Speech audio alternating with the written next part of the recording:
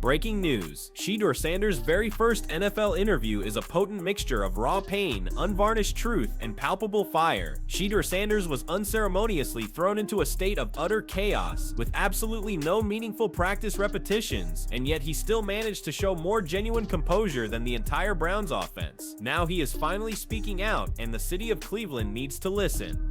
Isn't something I'm comfortable with at all. How do you think you played? I don't think I played good. I don't think I played good at all. The moment had finally arrived. After all the hype, after all the speculation, and after the Cleveland Browns fans had been chanting his name all season long, while Dillon Gabriel repeatedly stumbled, Shedeur Sanders finally got his shot, and it was, to put it mildly, rough. He managed only 4 completions on 16 attempts for a meager 47 yards with 1 interception and 2 sacks. At halftime with Gabriel under center, the Browns had been leading by a score of 16-10. By the time the final whistle blew with Sanders now running the offense, the scoreboard read, Ravens 23, Browns 16. But the raw numbers only tell a small part of the story. What Shedeur said in the immediate aftermath of all that chaos, in his very first post-game interview as an NFL quarterback, reveals everything about the kid who is behind the jersey. There was no spin, there was no media training, just the raw, unfiltered truth from a 22-year-old who had just lived through his own personal worst football nightmare, and yet still had the courage to face the cameras. Picture this, it is halftime, the Browns are up by 6 points, and Dillon Gabriel has just taken a vicious hit, his head snapping violently off the turf. He is now in the concussion protocol. He is done for the day. When he was asked when he knew he was going in, Sanders answered without even a moment's pause. Right at halftime, so right before you see me, right when you see me. There was absolutely no warning, there was no time to mentally prepare, and there was certainly no chance to take any first-team reps during the entire week of practice. It was just, hey kid, you're up, go out there and try to beat the Baltimore Ravens defense with a group of receivers you've barely even thrown to. So what exactly was going through his mind at that particular moment? It's time for me to step up. That is it. There was no panic, and there were no excuses, just pure, unadulterated confidence. It's time. But this is precisely where this story gets really interesting, because what happened next serves to expose everything that is so fundamentally broken about the entire Cleveland Browns organization. When he was asked how he thought he had played, Sanders did not sugarcoat a single thing. How do you think you played? I don't think I played good. I don't think I played good at all. I think it's a lot of things, we need to look at, during the week and go and just get comfortable even throwing routes, with Jerry and throwing routes with all those guys. So I think that was my first ball to him all year. Okay, that is a clear sign of accountability. That is a young quarterback who is unequivocally owning his own performance. But then comes the absolute bombshell, the one that should have every single Cleveland Browns fan completely and utterly furious at Kevin Stefanski. A reporter pushes a little bit further, asking about the noticeable lack of chemistry with the starting unit and whether there was a rust or acclimation period. And Sanders keeps it brutally, refreshingly honest.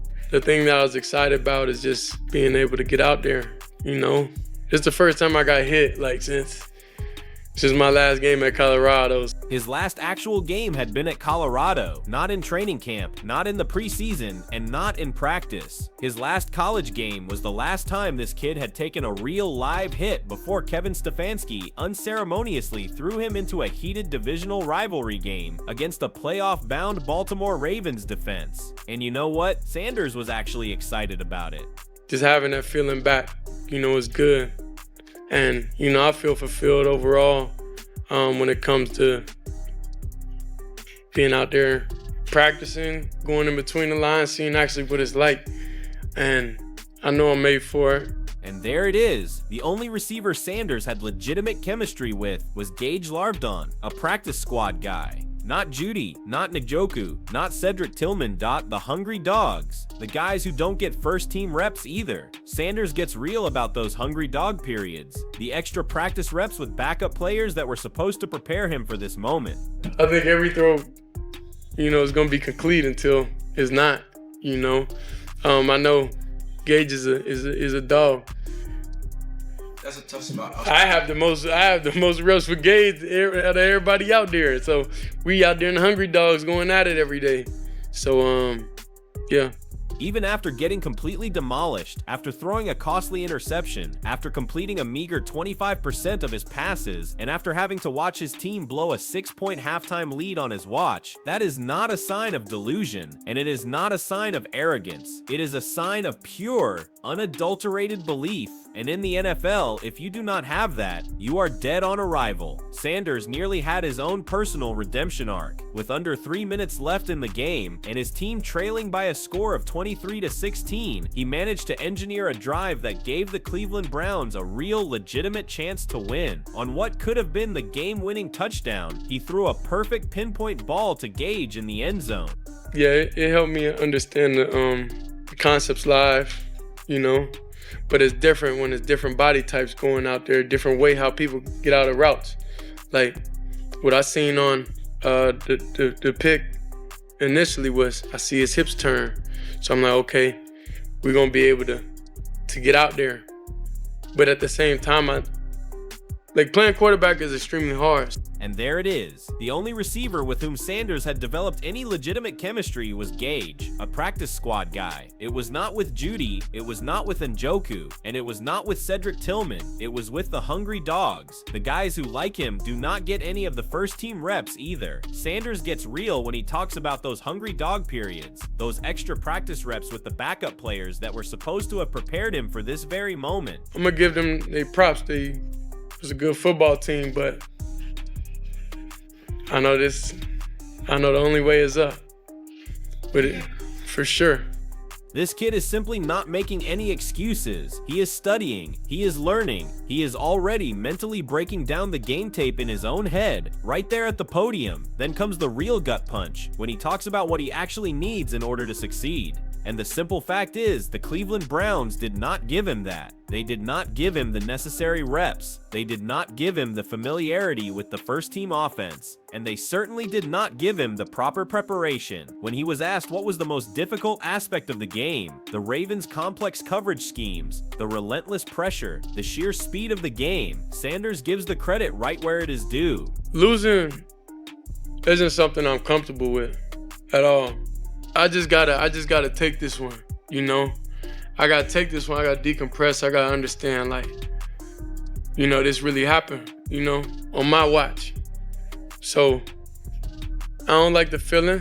Even in absolute defeat, even after being publicly humbled, Shedeur retains a reverence for the game. But that final line, the only way is up, that is confidence sans arrogance. It is belief anchored in self-awareness. Then arrives the moment that defines this entire press conference. A reporter asks what went right, what he can build on for his next start. He pauses. You can feel the sheer weight of the moment, and then he delivers the quote that should be plastered on every single bulletin board in the Browns facility. If I'm able to get out there and have an opportunity, I know that I'll be able to take everything to a different level.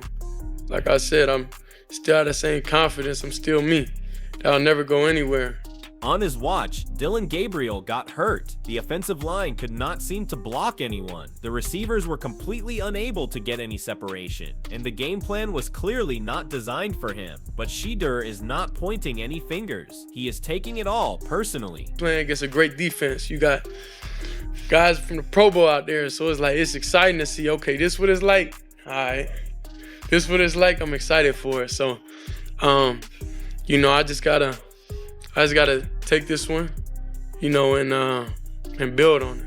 Even after throwing for a meager 47 yards, after posting a dismal 13.5 passer rating, and after suffering through the single worst debut that you could possibly imagine, his sentiment remained unshaken. I'm still me. Yeah, I'm extremely thankful. Well, first, let me say this.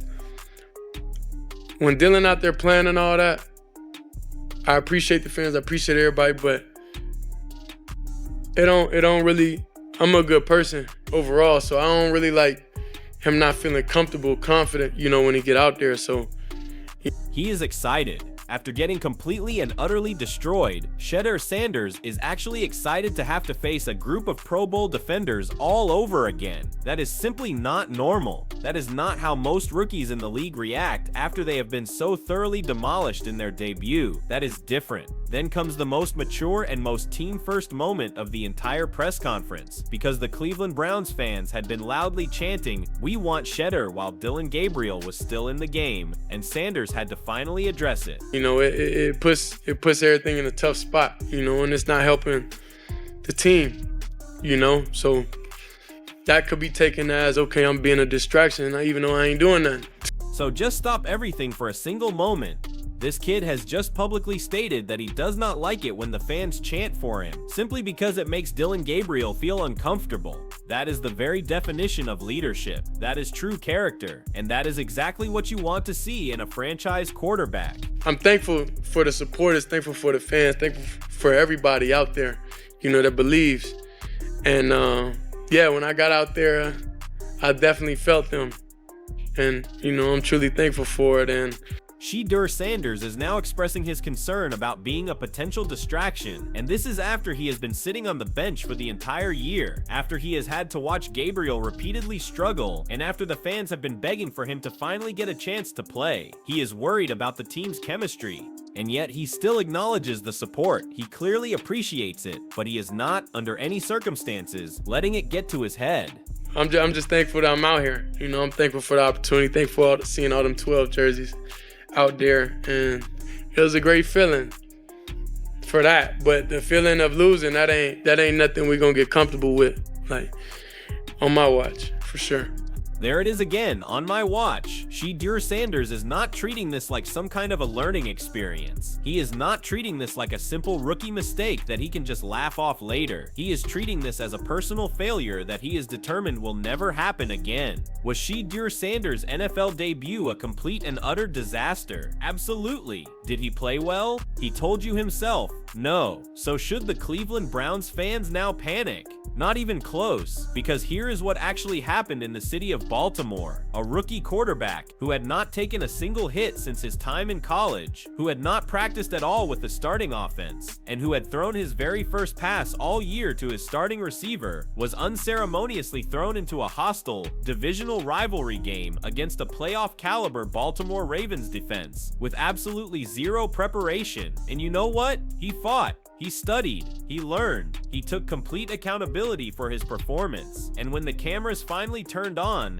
he did not make a single excuse. The talent is there, the confidence is there, the leadership is there, the mindset is there. So what is missing? A competent organization that actually prepares their backup quarterback for the possibility of having to play. But if you listen to Shedeur Sanders, if you really and truly listen to what he said in that post-game press conference, you will hear something that should excite every single Cleveland Browns fan. This kid genuinely believes that he is made for this. He knows that the only way to go is up. He refuses to get comfortable with the idea of losing, and he is ready to take everything to a completely different level. The Shedeur Sanders era has now officially begun. It may have started with a nightmare, and it may have started at the absolute bottom, but as he said himself, this will never be like this again. And if Kevin Stefanski actually gives him the first team reps this week, if he lets Sanders build some real chemistry with Judy and the other starters, and if he designs a game plan that is built around his quarterback's unique strengths, then maybe, just maybe, the Cleveland Browns have something truly special on their hands. Because one thing is crystal clear after watching that press conference, Shedeur Sanders is not afraid of the moment. He is not intimidated by Pro Bowl level defenders, and he is not shaken by failure. He is just getting started, and the rest of the NFL should be paying very close attention.